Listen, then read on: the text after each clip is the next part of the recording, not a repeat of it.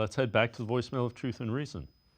Hey guys, I was just thinking, I think it's a bad idea to let coaches on the hot seat draft quarterbacks.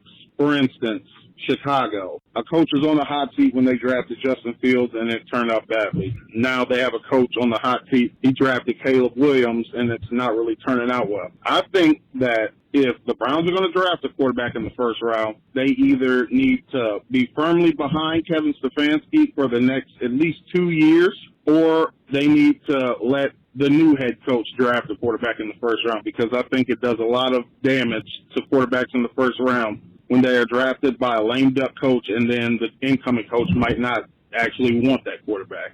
Just my thoughts, but hopefully we can get a win on Thursday. Go Browns. As always, appreciate all the voicemails. Spencer, it's an interesting thought. Without question, the quarterback and the coach are tied together. That could be a bad thing for Kevin Stefanski relative to Deshaun Watson.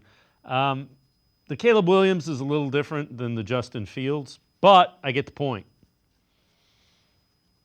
Yeah, I was trying to actually look back too. I think the Jets had sort of a similar situation with Todd Bowles being the one who drafted Sam Darnold, and then that didn't obviously pan out, and then they pivoted under Adam Gase to drafting Zach Wilson. Or I guess Zach Wilson actually came in after Gase had already been fired, and that was more of a solid pick. But I do think there's some truth to that being a trend around the league when lame duck coaches or coaches on the hot seat hire or draft a quarterback rather. I also though think in the Stefanski's instance, it's interesting because to this point in his tenure, he hasn't really had the chance to pick that quarterback, whether it's in the draft or whether it's out in the free agent market or whatever.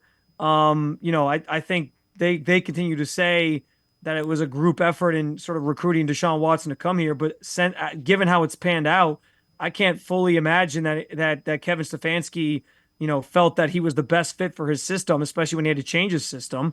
I feel like a lot of that probably was Kevin Stefanski, going along, being a good soldier in the organization that hired him to just kind of, follow along with the plan and try to make it work the best he could because that's his job as the coach. But I would be fascinated to see Stefanski get a quarterback that he feels like can run his system effectively, that he can develop effectively.